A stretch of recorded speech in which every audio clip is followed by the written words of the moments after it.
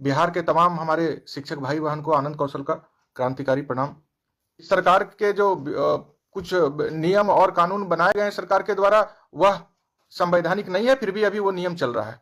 उसमें कह दिया गया है कि कोई भी शिक्षक जो है सरकार के किसी भी नीति पर अपनी बात को नहीं रख सकते, प्रतिक्रिया नहीं दे सकते हैं। संघ संगठन को शिक्षा विभाग कहता है कि हम मानते ही नहीं है, कोई संगठन को हमने मान्यता ही नहीं दी है, कोई भी लोग सरकार के नीति पे बोल नहीं सकते। तो आप लोग जानते हैं कि आपका भाई आनंद कौशल जब तक शरीर में प्राण है, आपके शोषण के लिए जो नीति बनाई जाएगी उसके खिलाफ मुखर होकर के अपनी बातों को रखेगा, लिखित रूप से भी, मौखिक रूप से भी, और माननीय मुख्यमंत्री उप मुख्यमंत्री से मुलाकात करके भी, और वह प्रक्रिया अनवरत जारी। इसलिए आप लोग अपनी मांग रखिए, हमारी मांग पूरी शीघ्र की जाए। हमको तुरंत नियमावली में संशोधन करके बहना भी लिखिए कि आपको ऐच्छिक स्थानांतरण चाहिए। हमारी बहन आज बरसों बरसों से अपने घर जाने के लिए ऐच्छिक स्थानांतरण की मांग सरकार से कर रहे हैं। हमारे दिव्यांग शिक्षक भाई बहन जितने हैं, तमाम लोगों को हम लोगों ने काफी साल लड़ाई लड़ करके वर्ष 2020 में जो नियमावली आई थी उसमें यह प्रावधान भी कराया था। हमारे शिक्षक भाई बहन को भी जो दूर दराज में है, अपने घर से काफी दूर में, उनको अपने घर के पास आना था। तो अभी जो नियमावली आई है उसमें हमको बेघर करने का जो नियम हम पर लाद रहा है वह बेहद दुखद है। और हम बताए हैं माननीय मुख्यमंत्री जी से कि पूरा बिहार में मायूसी छाया, सारा लोग मायूस है, हतप्रभ है, परिस्थिति विपरीत होती रहती है, उससे डट के मुकाबला करना है। अपनी बात को रखिए, आपकी बात सरकार तक पहुंचती है।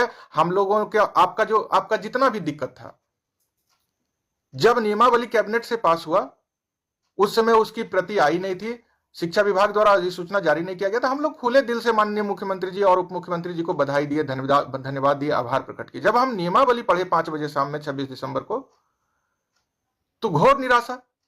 तो उस निराशा के बाद तुरंत प्रयास शुरू किए। पहले क्या था, तमाम भाई बहन को यह लगता था कि पता नहीं कब कैबिनेट से मुहर लगेगा, कब कैबिनेट से मुहर लगेगा, कैबिनेट से मुहर लग गया तो उसमें बहुत सारा विसंगति आ गया।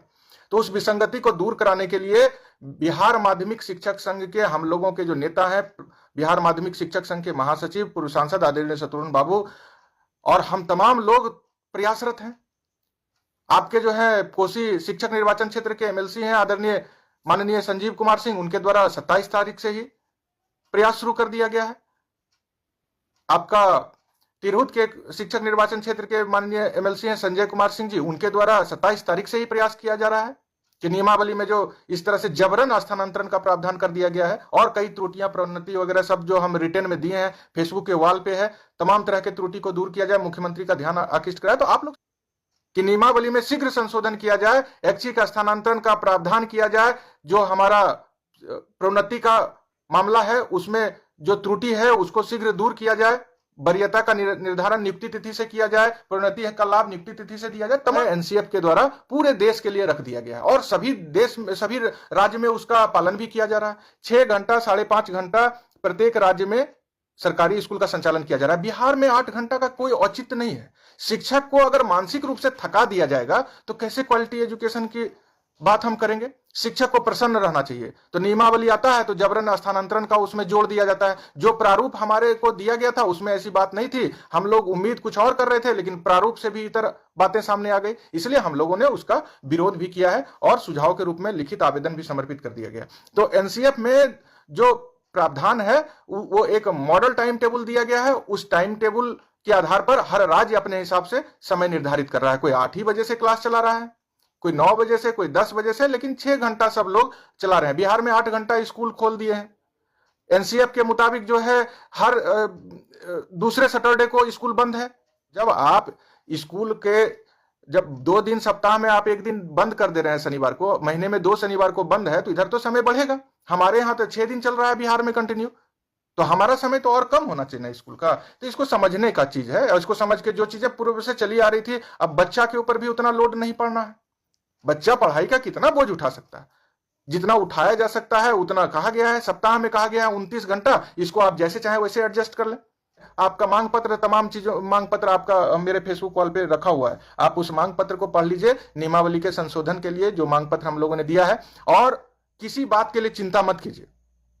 बहुत सारे ऐसे साथी हैं जो कहते थे कि कैबिनेट से मुहर नहीं लग गया, मुहर लग न गया जी, राज्यकर्मी कहता है कि जब विद्यालय में योगदान कीजिएगा तब उसमें संशोधन ही ना कराना है। अब राज्यकर्मी के लिए नहीं लड़ना है। अब राज्यकर्मी तो आपको बना दिया, कैबिनेट से मुहर लग गया, लेकिन वो कहता है कि जब आप परीक्षा दीजिएगा और विद्यालय में योगदान कीजिएगा तब से बनेंगे। हम आपको भरोसा दिलाते हैं, आप बस संगठित रहिए, आप अपने कर्तव्य का निर्वहन ईमानदारी पूर्वक करते रहिए और समय का इंतजार कीजिए।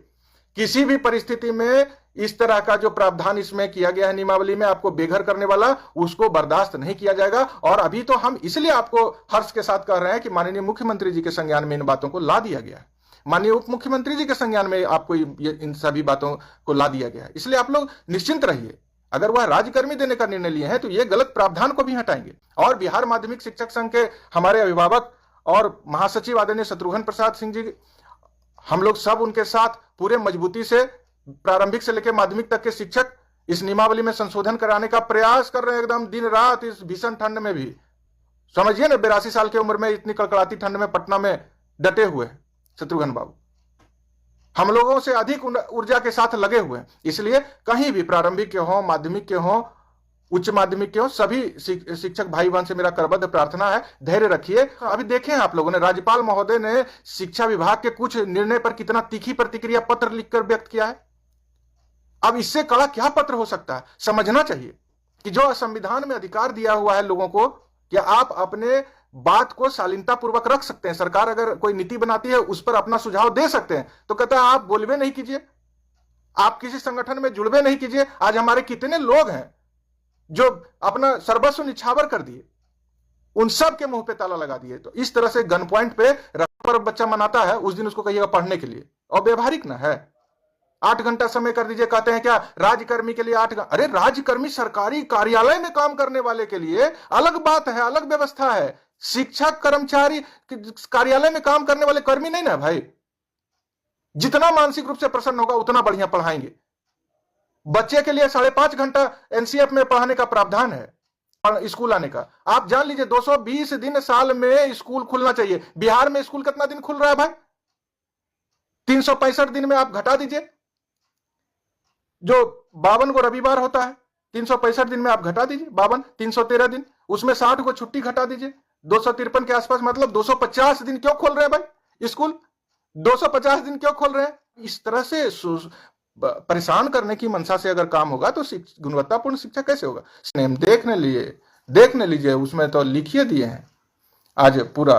तो जो लोग भी हैं संगठित रहिए, बिल्कुल निश्चिंत रहिए, और जब समय आएगा ना तो सब चीज किया जाएगा।